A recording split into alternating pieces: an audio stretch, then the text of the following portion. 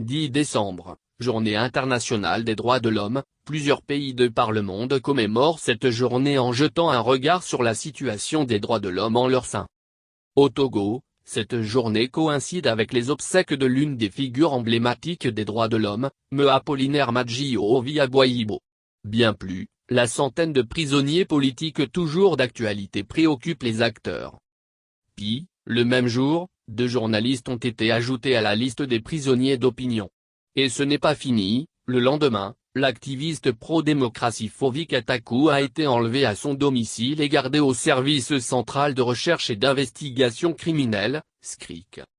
Malgré sa mobilité réduite, il a été emmené avec son tricycle. Cette furie a davantage glacé les uns et les autres. La peur est désormais partout. Les prisons surpeuplées du Togo sont dues au recours excessif à la détention provisoire. Selon la Commission nationale des droits de l'homme, 63% de la population carcérale provient de la détention préventive. Et si pour un oui pour un non, on peut continuer d'indiquer la case prison au Togolais, la surpopulation carcérale et ses conséquences dramatiques ont de beaux jours devant. Pourtant 2 jours plus tôt, le Togo a été victime d'une tragédie sur le front de guerre au Mali. Ils sont 7 soldats à perdre la vie dont une jeune dame.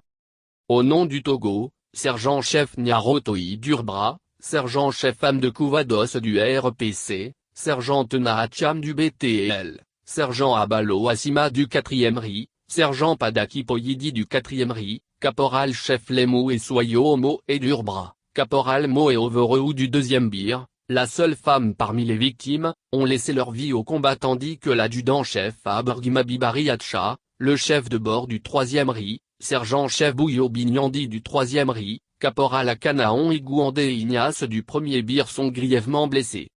Le chef de l'État Forgna Simbe a manifesté toute sa tristesse et son indignation. Je suis profondément attristé et indigné par la mort de 7 soldats togolais de la MINUSMA, péris ce 8 décembre 2021, dans l'explosion d'un engin explosif improvisé dans le centre du Mali. Je salue la mémoire de ces valeureux hommes et femmes tombés au champ d'honneur. Forgna Simbe a ensuite exprimé, aux familles éplorées et aux frères d'armes des soldats décédés, sa compassion et sa solidarité, avant de réaffirmer la détermination du Togo. Nous ne fléchirons jamais devant l'obscurantisme et la barbarie, a-t-il martelé, avant d'ajouter que les forces armées togolaises combattront, aux côtés de la MINUSMA et partout ailleurs, l'ennemi commun qu'est le terrorisme. Ses compatriotes s'ajoutent à d'autres qui ont aussi péri sur le champ de bataille. En ce moment douloureux, le gouvernement doit appeler à la solidarité et à la communion d'esprit. Et si ce moment que le pouvoir choisit pour faire davantage peur à ses concitoyens, c'est bien contrastant. Le climat délétère actuel en cette période anxiogène avec les pressions de fêtes de fin d'année, le pouvoir de Forgna Simbe n'a pas besoin d'aller aussi loin. Aucun peuple ne peut se développer dans la méfiance et la peur. Il est temps que les conditions nécessaires soient créées pour libérer les énergies créatives des Togolais.